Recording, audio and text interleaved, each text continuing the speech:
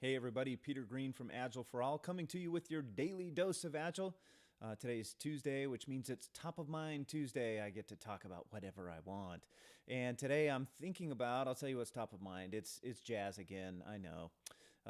Many of you might be familiar with either the sessions that I've done at several conferences and user groups, and we even shot this session for the Humanizing Work Show, which you can check out a link to below. Comparing a jazz combo, an improvising jazz combo with a high-performing team, and pointing out how a really high-functioning team looks a lot like a good jazz improvising combo. I was thinking about this, about the size of the group today. So for example, a very common size for a jazz combo might be, at a minimum, maybe three, like what we would call a piano trio or a guitar trio, which is drums, bass, and either a piano or guitar player. So that's a trio. And then if you add a horn player, say a trumpet like I play, or a saxophone, or trombone, one of these instruments, you get up to a quartet. Nothing needs to be written down yet.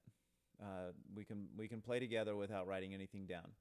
If you add a second horn player, you don't really need to write anything down. Usually the two horn players will work out some arrangements together, but just by ear. As soon as you add that third horn player, something gets written down most of the time. There's going to be some kind of an arrangement so that the horn players can play in harmony and play similar rhythms. And then beyond that, it starts to, obviously more and more things need to be written down. The next common size of a jazz group, for example, is a big band. And a big band or a jazz orchestra has the same rhythm section that we described before, but then commonly 4 trumpets, 4 trombones, and 5 saxophones. And so now we're looking at 13 horn players along with 3 or 4 rhythm section players. And large sections of the music are just written out. We're playing what's written down. And I was thinking about how that scales, how we still have some cohesion in the groups within the jazz ensemble. So within that ensemble, there are sections. There's the rhythm section, the saxophone section, the trombone section, and the trumpet section. Each of those sections has a section leader, we would call in a jazz ensemble the lead player. So there's a first trumpet player who's the lead player for that section and really for the horns together. And then the trombone player, first trombone, is the lead player, and the lead alto saxophone, the first saxophone player who's playing the highest pitch within each of those sections, is considered the lead player. And within those sections, what we learn in that style of music is that if you're not playing the lead part, you're reading the music, but your ears are glued to the lead player to try and play exactly like they are. And great section players get really good at anticipating what a lead player is going to do, and great lead players are very consistent in the way that they'll phrase something. For example, the articulation they use, the dynamics they use, the feel that they play with. And so great sections without discussion, almost without any discussion, are going to listen to each other and play as a section really well together. So you have this little team within the team, and there is a hierarchy within it, right? So if I'm in the trumpet section, I'm paying most attention to my lead player. If I'm the lead player in my section, I'm listening to the other lead players in the rhythm section, and we're trying to play well together. So there is this hierarchy that happens, and things are written down. Beyond that size of an ensemble, you could think of something going up to like a full orchestra. The same concept applies in a full orchestra, where within the violins, there's the first violin, the section leader of the first, the section leader of the second. Each of these sections has a section leader. And again, those section leaders are listening to each other.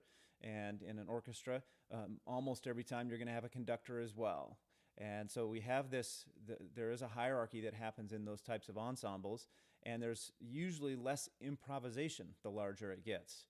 So it's just a thought today that as things get bigger, there's less improvisation.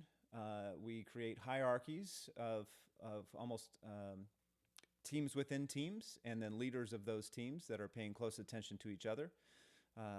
And I thought that might be an interesting parallel. Maybe one of these days I'll try and do a version of that session that has both a small combo as well as a big band to talk about the similarities and as we scale what we need to do. And I think just like great teams can learn a lot from a small jazz combo, probably teams of teams can learn a lot from how a big band operates because it's still improvisatory music. We're still trying to be innovative and really focus on collaborating together to create an outcome. But there's more structure to it. So there are some plans and there are some structural expectations as to who's collaborating with whom and who we're paying close attention to. It's very hard to pay close attention to 17 other players all at once. So we pay attention to a few. So just a thought about scaling Agile and how that applies to the size of an ensemble in a music group. I hope that was interesting to you. Not sure if it was. It was interesting to me. Maybe it's interesting to all the musicians who are also in the workforce and thinking about how to make their work more interesting and more effective. If you like this type of content, love it if you would subscribe to our channel. If you like this particular video, please go ahead and hit that like button, share it with your friends, and hope to hear from you soon. Thanks.